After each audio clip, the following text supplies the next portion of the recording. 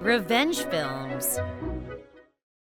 I've been living with my husband and his mother ever since we got married. But there's something that's been bothering me for a while now. It's that we don't have any kids together yet. When we first got married, I thought that we were going to be blessed with one eventually, but after 2 years, we still don't have any kids. And my mother-in-law is not happy about it either. Why the hell don't you guys have any kids yet? Don't you know that you're supposed to have kids once you get married? Everyone else has kids. So why can't you try to be more like them, huh? She always yells at me and blames me for our lack of children. And because I wanted some kids as well, I asked my husband one day if we could both get tested for infertility. And that's when he said this to me. Well, I don't have to do any tests. We both know who the problem is here. It's you. And besides, I can't go to the hospital. That's shameful and embarrassing. How dare you ask me to subject myself to something like that? And so, he refused to get tested for infertility. But my mother-in-law didn't stop bothering me over not having any kids, and it was becoming more and more difficult for me to put up with her. And when I turned 35, her bullying got even worse. I guess it's because 35 is the age where the female body starts to become unfit for pregnancy. God, I can't believe my son decided to marry someone like you. A woman that can't give birth to a child is no woman at all. You're broken, that's what you are. All of my friends have grandchildren now. But look at you! Your outright refusal to give me a grandchild is mind-blowing. I wish my son would just leave you. You don't deserve him. She said these things to me almost every day, and every time I would go up to my room and cry. I can't do this for much longer. And the worst part is, we still don't know why we can't have any children together. But every single time I get my period, my husband and his mother looks at me disappointedly. But one day, I found out that my husband had been cheating on me.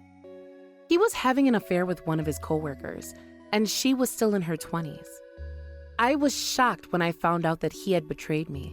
But what was more shocking to me was the fact that he had made his girlfriend pregnant. And while I was still shell-shocked from finding out about this, my husband said this to me. You're 35 already and you still haven't given me any kids. You're basically useless at this point. It only took a couple of weeks for my girlfriend to get pregnant, you know. Now we know for sure that you were the problem all along. I don't need you anymore, so I want a divorce. And my mother-in-law was ecstatic when she found out that her son was going to be a father. She didn't care that he had cheated on his wife. Becoming a grandmother was the only thing that was on her mind. And that's when she pulled out a bunch of divorce documents and demanded me to sign them. You're the reason my son cheated on you. He did nothing wrong. I bet he would have never had an affair if you had just given him a child. This is all your fault. And that is why he doesn't need to compensate you for this divorce. But anyway, now that we all know how useless you are now, you're not welcome here anymore. You're gonna have to leave. I knew what my mother-in-law was saying was absolutely crazy, but I didn't have the strength to argue against her. I had just found out that I was infertile, and that truth weighed heavily on me. So, all I could do was just sit there and weep. I kept on telling myself that I was useless and infertile. I couldn't think properly anymore. And so when my mother-in-law shoved the divorce papers in my face, I signed them without putting up a fight. What have I been living for this whole time? I was starting to lose the will to live and didn't know where to go or what to do.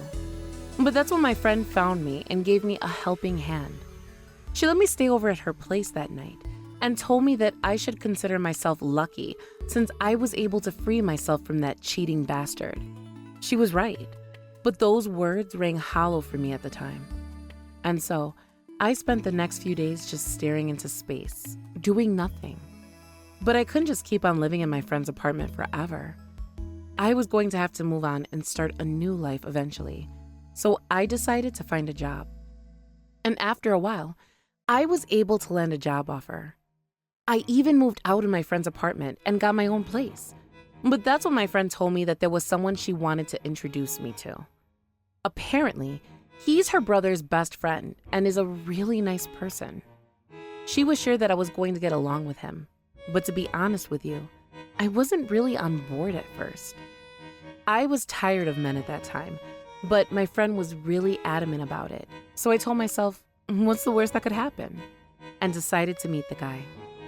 And on our first date, he told me that he was already in love with me and asked me to be his girlfriend.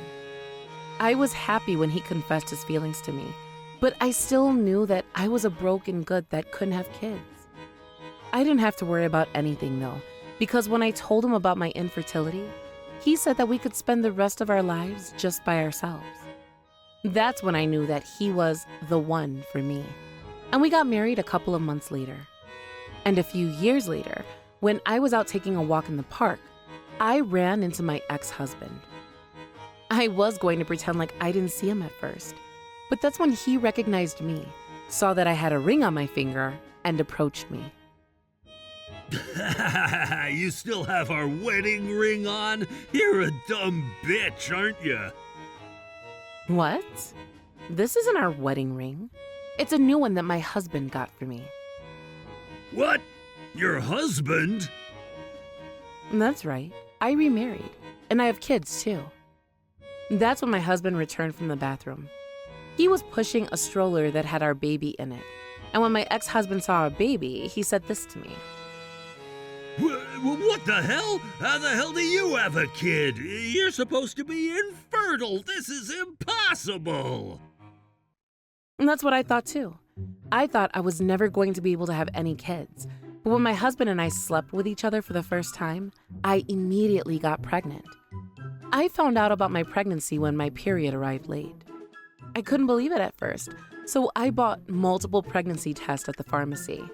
When they all came back positive, I decided to go see a doctor, and that's when I finally became convinced that I was pregnant. I still remember how happy I was that day. I went through a bunch of tests that day, but turns out I was never infertile. I was perfectly healthy, and it was possible for me to have as many children as I wanted to. When I heard the doctor say that, I broke down in tears. It felt like a huge weight had just been lifted from my shoulders. When I was married to my ex-husband, I blamed myself every day for not being able to have kids. I hated myself for not being able to become pregnant and constantly compared myself to others. Even though my mother-in-law was treating me like crap, I genuinely thought I deserved it. And that's why I was so happy and relieved when I learned that I was perfectly healthy. I was never the problem. But my ex-husband couldn't seem to believe what I was telling him. He seemed very confused. Wait, hold on. I thought you couldn't have children, though. Well, I don't know. Maybe we just weren't compatible or something. Or there could be something wrong with you. That's definitely a possibility. But if that's the case, then that means the kid you had with your current wife isn't actually yours. Now, isn't that something? My ex-husband's face turned pale as soon as I said that, and he ran out of the park in a hurry. I didn't actually think that my ex-husband was infertile, but it was nice to get revenge on him for putting me through years of emotional abuse. But that's when my husband looked over to me and asked me this. Are you all right? I was completely fine. I'm happy now, and to be honest with you, I had forgotten about my ex-husband until I ran into him. Yeah, of course. I'm happily married now, and there's nothing he can say to bother me. Besides, I've got you now. My husband seemed really pleased to hear that.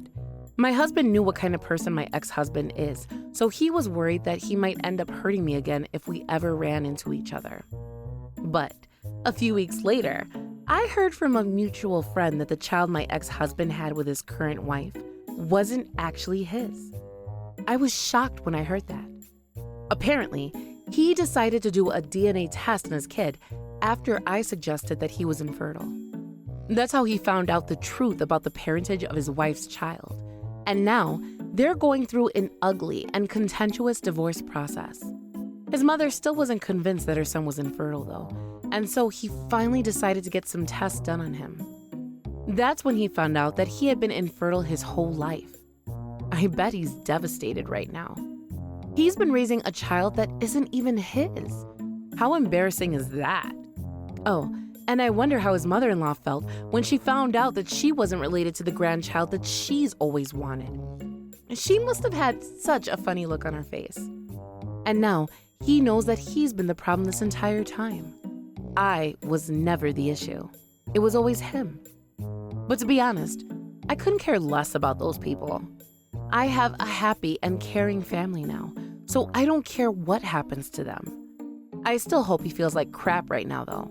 He deserves it. How was today's video? If you enjoyed it, please subscribe, like, and leave a comment. Stay tuned for more.